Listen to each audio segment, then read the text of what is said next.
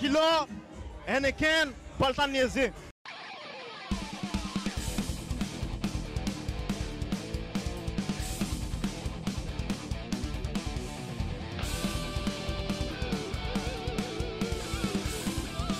Pourquoi lire des chroniques musicales en 2022? Je vous garantis qu'en 1992, je ne me posais pas la question. J'avais un budget qui était limité, j'avais envie d'en savoir toujours plus, et finalement je ne connaissais pas grand-chose à tout l'univers métallique qui s'ouvrait devant moi. Donc très vite, j'ai compris l'intérêt de lire la presse spécialisée, de me choisir un chroniqueur qui avait des goûts qui semblaient assez similaire au mien, et d'écouter son avis pour guider mes futurs achats. En gros, moi quand j'étais plus jeune, mon chroniqueur préféré c'était Phil Pestilence, parce que j'avais envie de découvrir le trash, le death, etc. Et que j'avais remarqué que les chroniques qu'il faisait et les conseils qu'il donnait, ça me correspondait plutôt bien, et que dans l'apanage des groupes qui exprimaient de la violence avec originalité, c'était plutôt le mec qu'il fallait écouter.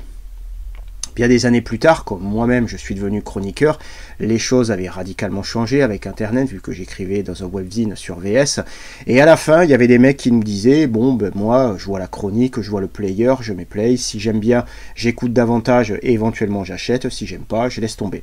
Donc il n'y a plus vraiment besoin de lire ce que vous écrivez. Et quelque part, je comprenais, il n'y avait même plus besoin d'acheter de la musique pour pouvoir en écouter.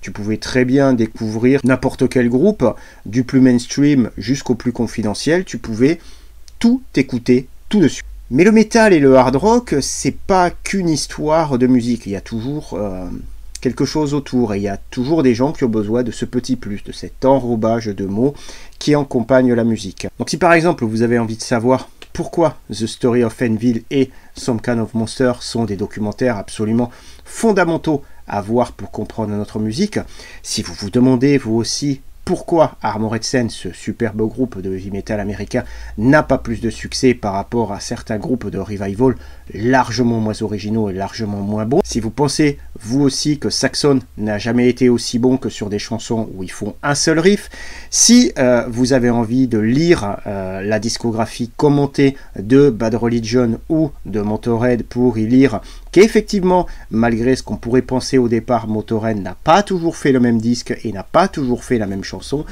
vous serez content de lire ce bouquin-là, donc Inoxydable, de Monsieur Rem, l'ours des Pyrénées. Donc Monsieur Rem, bon, Rem est inoxydable, si vous avez des habitudes de Rizemol, vous savez qui c'est. C'est quelqu'un dont j'ai fait la connaissance il y a maintenant quasiment plusieurs années. J'avais participé au départ au one-shot d'Inoxydable, donc le magazine, et on s'est rencontrés avec à l'époque donc Mathieu de Troll in the Sky, Guillaume Fleury de Rock Hard, Mathieu David de Rolling Stones, Max de Métallurgie, Canard, donc le fidèle complice de Rem, maintenant Paul de Reel of Kawa. Donc tous ces gens-là, au départ, on a commencé à parler un petit peu pour le magazine, on s'est plutôt bien entendu. Rem, il a créé Inox Circle, un petit peu pour tout le monde, un petit peu pour nous, pour qu'on puisse s'écharper entre gentlemen sur des sujets métalliques. Et cette histoire de camaraderie est en train de se transformer en histoire d'amitié, donc il est un petit peu à l'origine de tout ça. Et aujourd'hui, si je décide de parler de son bouquin, c'est pas nécessairement parce que je l'apprécie en tant que personne, mais parce que je trouve qu'en tant que chroniqueur et qu'en tant que personne qui a écrit sur la musique, il est inspirant. Et je vais vous expliquer à la fin de cette chronique pourquoi j'emploie le mot d'inspirant. Alors Rem, dans ce bouquin, donc il y a un bouquin qui est produit en France, donc ça vient pas, il travaille pas avec des imprimeries de l'Europe de l'Est pour baisser les coûts, donc c'est fait ici, c'est fait en France, et à prix coûtant, donc il se fait pas de blé par rapport à ça. Et Rem, c'est quelqu'un qui a commencé à écouter du métal au milieu des années 80, donc au départ avec AC/DC, puis ensuite avec Accept, Maiden, Saxon, Metallica, Slayer, etc., jusqu'à arriver au début des années 90, avec ce death metal qui comprend un petit peu moins Cannibal Corpse, Obituary, etc., enfin les mecs qui braillent, qui comprend un petit peu moins le black metal qui arrive après, qui comprend encore moins, puis le néo-metal qui semble presque à ses yeux plus du hip-hop que du metal. Et c'est quelqu'un qui donc déjà se base sur respecte la chronologie du métal et surtout comprend que à un moment Rien n'arrive par hasard. Jonathan Davis, il s'est pas réveillé un matin en se laissant pousser des dreadlocks et en mettant son jogging Adidas pour venir rapper en chialant à moitié sur des morceaux. C'est qu'il y a une histoire à tout ça. C'est parce qu'il y a eu Faith No More. C'est justement parce qu'il y a eu Cannibal Corpse avec ses guitares sous-accordées, c'est parce qu'il y a eu Ministry et cette arrivée des machines, l'industriel en fait, l'industriel métal, c'est parce qu'il y a eu le hip-hop qui s'est démocratisé pour toute une jeunesse américaine à la fin des années 80 et au début des années 90, c'est parce que le trash metal, le heavy metal à l'ancienne et tous les groupes de gondoles des années 90 se cassaient la gueule, c'est pour ça que le néo-metal il arrive, c'est pour ça que, enfin, le death metal c'est encore une chose, le black metal c'est encore autre chose, et Rem c'est quelqu'un qui a une conscience assez accrue de tout ça et qui vient un petit peu décortiquer et expliquer tout ça. Et c'est ce qui fait qu'à un moment, quand il décortique par exemple l'arrivée du death metal, se dit bon, ça vient de là, là, là, là, là et là. Est-ce qu'il n'y a pas des trucs qui pourraient quelque part un petit peu me plaire? Est-ce qu'il y a à des moments des plans peut-être des... Et en quelque sorte en fait, il dépasse, il sort de sa zone de confort, il dépasse ses représentations et il découvre effectivement à droite ou à gauche des trucs qui lui plaisent, et comme ça, ben, il arrive à apprivoiser divers styles de métal, et donc à traverser un petit peu les époques en piochant ce qu'il y a de bien à droite et à gauche. Et ça, c'est pas un truc qui est si courant, en fait. Quelqu'un qui arrive un petit peu à bouger comme ça dans sa zone de confort, y compris chez les jeunes, c'est pas un truc qui est associé particulièrement à une génération, parce que tu vas en avoir certains, déjà des vieux cons de 17 ans que « Ah, mais moi, j'écoute que ces trucs, j'écoute pas des musiques de vieux, et ceci. » Mais qui sont déjà vieux dans leur tronche, quoi. Et ils le resteront, comme disait la chanson de Brassens, ça restera des cons toute leur vie, en fait. Et c'est pas une histoire d'âge, le temps ne fait rien à l'affaire. J'adore cette chanson. Et donc, Rem, il n'est pas du tout là-dedans. Et c'est quelqu'un qui, quand il écrit la musique, donc respecte la chronologie. C'est pas quelqu'un qui va te dire qu'un groupe de Second Zone de heavy metal des années 80 a plus d'importance qu'un Judas Priest ou qu'un Iron Maiden, même si il adore le groupe. Tu vas pas dire, par exemple, que Grim Reaper, See You in Hell, c'est un album que j'adore, mais je vais pas venir dire que les mecs, ils auraient mérité d'être davantage à la place de Judas Priest que Judas Priest. Il y a des trucs comme ça. Et Rem, donc, lui, quand il écrit des chroniques musicales, donc, il a conscience que finalement, on est beaucoup à s'être essayé la chronique musicale, mais on est finalement assez peu à l'avoir réussi. Moi, quand j'écrivais, par exemple, quand j'écrivais dans VS, il y avait un moment, j'avais fait une chronique de l'album de Sepultura, The Mediator, Between the End, hein, et c'était un peu, pour moi, le retour de Sepultura. Le Sepultura que j'aimais, l'album, je le trouvais assez inspiré, et donc j'en disais du bien. J'avais envie de dire, putain, Sepultura est de retour, Parana, etc., etc. Et donc je parle de la prod. Et moi, tout ce qui est technique d'enregistrement, mixage, production, tout ça, j'y connais pas grand-chose. Et je suis tombé dans les commentaires sur un mec qui savait de quoi il parlait et qui lui connaissait. Et il m'a donné une leçon, une véritable leçon sur le son, parce que de toute façon, j'y connaissais rien. Et il a été cool le mec, hein. Il aurait vraiment pu me prendre de plus haut et me tailler un short en bonne et due forme. Mais il a juste été cool en me disant comment étaient les choses. Et à partir de ce moment-là, je me suis dit, de toute façon, tu connais rien, donc laisse tomber. Donne pas ton avis là-dessus, n'en parle pas, tu connais rien. Je suis capable par contre de te dire pourquoi Joey Jordison sur le premier album de Slipknot, c'est un batteur qui a fait la différence au niveau de son jeu, au niveau du son qu'il avait, au niveau des influences qu'il avait, et pourquoi il a pété la gueule à tout le monde en arrivant dans ce milieu un petit peu sclérosé du néo-metal qui mélangeait des influences un petit peu funky et un petit peu hip-hop, quand lui est arrivé avec une véritable culture métal dans son jeu de batterie. Ça, je suis capable de te l'expliquer d'un point de vue technique et d'un point de vue historique.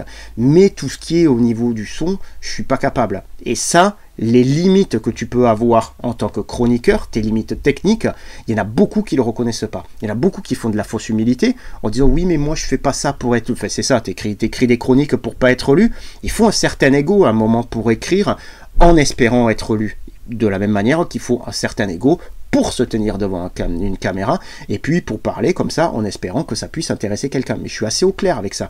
Donc je fais pas de fausse humilité par rapport à ça, mais quand je me trompe, je sais le reconnaître et je sais dire qu'il y a des choses que je ne maîtrise pas. Et ça, il y a tout un pan, en fait, de chroniqueurs musicaux qui ne le font pas, ça, et qui n'y arrivent pas. Et dès que tu commences un petit peu à leur dire, oui, mais ça, tu dis, ah, mais non, ceci, cela, c'est pas que j'écris mal, c'est que c'est mon style. Mais si t'écris mal, en fait, t'as qu'à aller faire un tour sur le Twitter littéraire et tu vas voir qu'écrire mal, maintenant, malheureusement, ça fait style. Tu as des personnes qui ont des crowdfunding 3000, 4000, 5000 euros pour sortir leur livre de merde. Et je dis bien leur livre de merde parce que les types, ils ont même pas les bases au niveau de la syntaxe pour écrire. Et t'as plein de monde qui dit, mais c'est génial, mais c'est même pas original au niveau de l'histoire. En fait, c'est juste mauvais. Et en fait, t'as des types, quand tu le leur dis, en fait, l'écriture, ça passe par un certain nombre de bases, et il faut s'y entraîner, ça ne vient pas de suite. C'est pas en faisant n'importe quoi, et en partant dans des digressions, ou en mettant des mots hyper compliqués, des phrases, que ça crée un style, c'est pas ça. C'est pas d'additionner les superlatifs, et puis les adjectifs, oui, c'est cette guitare furibonde qui déboule sous un tapis de batterie qui semble sortir des enfers. Enfin, une fois que t'as dit ça, que t'as enfoncé joyeusement toutes les portes ouvertes possibles, enfin, qu'est-ce que tu fais, qu'est-ce que tu écris comme image musicale qui fonctionne pour pouvoir arriver à exprimer à la personne à laquelle tu lis une certaine réalité du disque que tu es en train d'écouter. C'est ça la difficulté. Et arriver à le faire pour que ça soit informatif, c'est-à-dire que pour la personne qui lit ta chronique, à la fin, elle en sache un petit peu plus que quand elle a commencé, et pour que ça soit fait d'une certaine manière, avec un petit peu de style, d'essayer que ta plume elle soit un petit peu belle, enfin, c'est pas simple, c'est vraiment pas simple. Avoir conscience qu'il y a des choses que tu maîtrises, qu'il y a des choses que tu maîtrises pas, et surtout rester avec un axe, c'est-à-dire à certains moments être clivant dans la manière dont tu vas exprimer les choses, tout en l'expliquant, parce que c'est ça ce qui fait la différence entre les deux, à mon sens, c'est que tu peux dire tout ce que tu veux, à partir du moment où tu viens l'étayer derrière, où tu viens l'expliquer, et où tu racontes pas n'importe quoi, et où tu respectes la chronologie, et où tu respectes l'histoire. Et Rem, il part de ce postulat-là, et il y a bien des personnes qui ce postulat ne l'ont pas. Et au départ, moi quand j'ai commencé, il y avait Mathieu Yassev dans Throne in the Sky qui parlait beaucoup inoxydable, donc au bout d'un moment je suis allé écouter, et la première fois que j'ai écouté, ça m'a pas plu parce que Rem il parlait des Guns N' Roses, qui est mon groupe préféré, et il disait c'est un groupe comme un Nirvana qui est arrivé, pas un groupe qui est mauvais, mais c'est un groupe qui est arrivé au bon endroit, au bon moment, qui a profité d'une vague et qui finalement laisse pas tant de choses que ça au niveau de l'héritage musical derrière lui. Évidemment, ça m'a saoulé, je me suis dit, oh, c'est bon, il se passera de moi, lui, en tant qu'auditeur. Mais en réalité, il a raison. En réalité, il a raison. Les Guns N' Roses, au niveau de l'influence musicale, n'ont pas laissé leurs pattes tant que ça dans les groupes qui ont suivi. Alors qu'ils ont vendu des millions d'albums. Tu prends un groupe comme Meshuggah, ils en ont vendu beaucoup moins. Pourtant, l'influence de Meshuggah dans le métal moderne, elle est partout.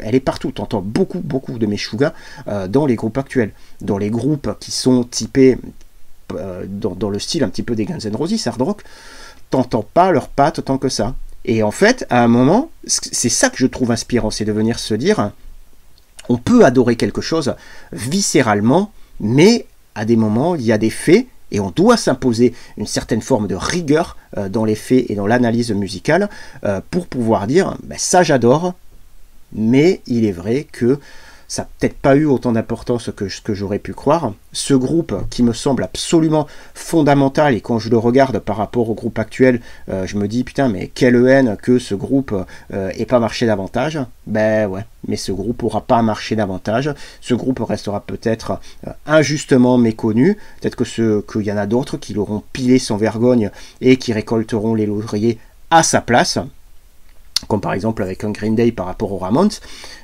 et tant d'autres, mais c'est des réalités, et à un moment ces réalités, tu peux pas venir les contredire, dire l'inverse, et tu es juste obligé de les reconnaître, et cette honnêteté intellectuelle dans l'approche de l'analyse musicale et de l'approche de la façon de parler de la musique, ça m'a pas mal inspiré pour tout ce que j'ai pu faire par la suite dans Rhythm and Blues.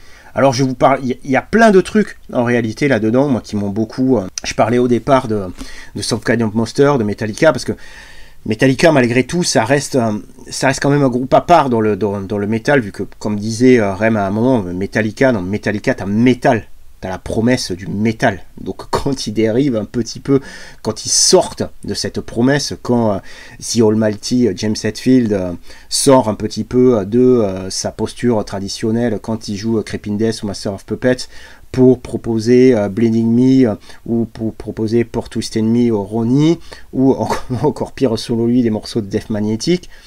voilà, il y a quelque chose qui se passe qui ne fonctionne pas.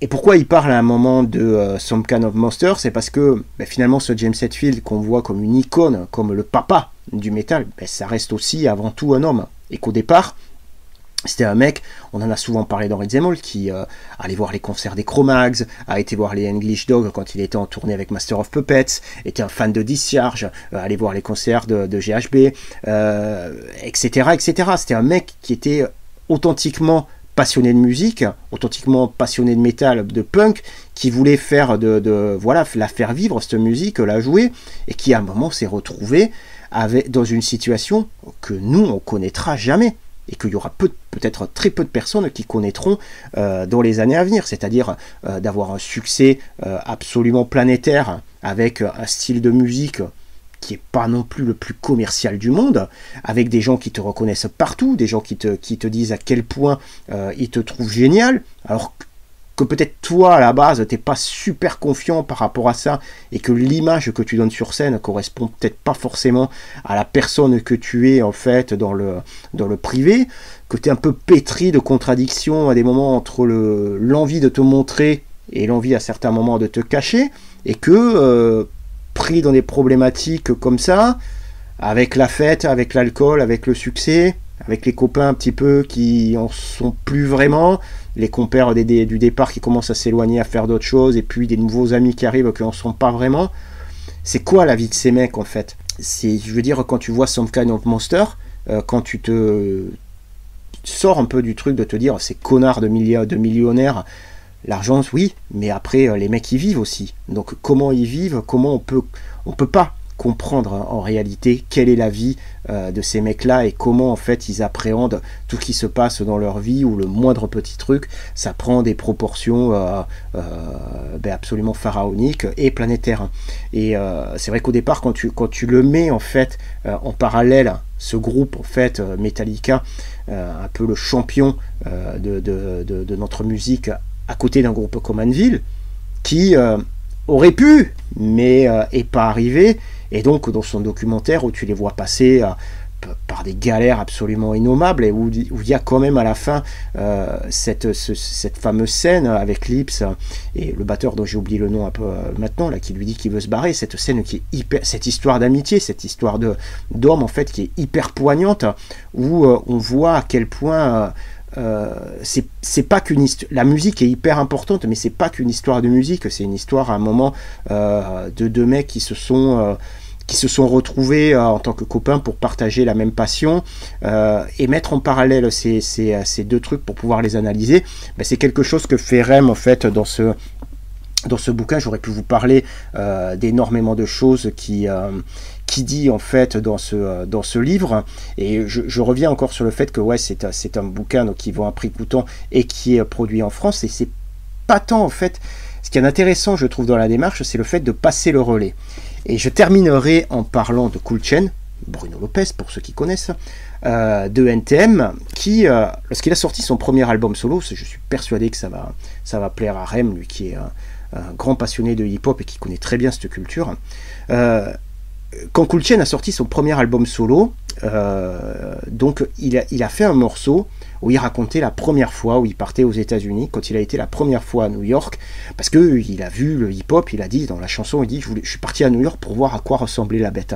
Le choc fut terrible, le retour fut pénible, on peut presque parler de traumatisme, et on voit combien pour ce mec le hip-hop ça a été vraiment quelque chose de fondamental dans sa vie, et combien quand il a été là-bas, il a vu le breakdance, il a vu les soirées, il a vu les MC, et il est revenu avec tout ça. Il a vu donc le Bronx, il a vu Brooklyn, il a vu donc les quartiers pauvres de New York, en revenant avec le truc de se dire, le hip-hop d'une part c'est porter, il y a une part de danse, il y a une part de fête, il y a une part, c'est tout un ensemble, mais de base c'est porter la voix de ceux qui n'en ont pas, c'est faire entendre les revendications, les difficultés des mecs qui sont dans la rue. Et à un moment il dit on se trompe pas, c'est bien ça, on est bien tous sur la même ligne, on représente bien tous la même chose, tout en sachant en fait quand il dit ça que effectivement c'est plus le cas. Et que tu as beaucoup, à cette époque-là, parce que ça commence à dater, le premier album solo de Cool Chain, où où effectivement tu commençais à voir apparaître des types qui en avaient plus grand chose à foutre de ça, qui voulaient juste l'argent, qui voulaient juste la grosse voiture, qui voulaient juste l'habillage assis à côté d'eux, qui voulaient juste la notoriété. Et maintenant ça se conjugue en termes de clics, parce que le hip-hop en se mettant à la place où il est devenu quand même particulièrement mainstream et particulièrement enfermé lui à son tour après le rock dans des clichés, et où en fait il voyait que finalement ce message de base, les racines réelles du hip-hop, elles risquaient un petit peu à l'avenir d'être un petit peu comme ça, de se disloquer un peu dans l'espace et de peut-être pas être suivi par les jeunes générations. Et il avait ce désir de passer le témoin en donnant un petit peu, selon lui, quelle était la véritable essence du hip-hop. Et avec Rem, dans une moindre mesure, c'est aussi ça, avec le métal, l'essence du métal, un petit peu donner le relais à d'autres personnes pour qu'ils puissent en apprécier toute la saveur. Donc Inoxydable, 10 ans de chronique et de blabla, un bouquin que je vous conseille chaudement. On se retrouve très vite pour une autre émission, et surtout, en attendant, n'oubliez pas... Lisez, bande de salauds!